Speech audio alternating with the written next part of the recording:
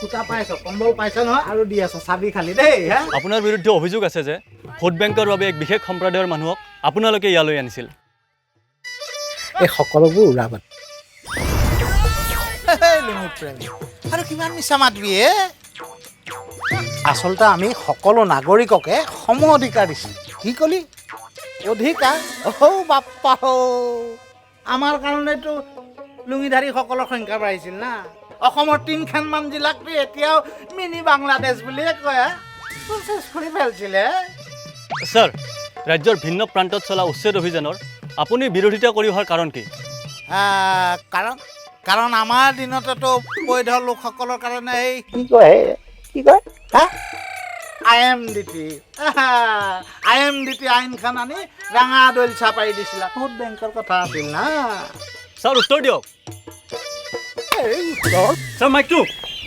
তুষ্টিকৰণৰ সেই কলা দিনবোৰ মনত ৰাখিছে অসমে ৭০ বছৰৰ অৱহেলা মনত ৰাখিছে অসমে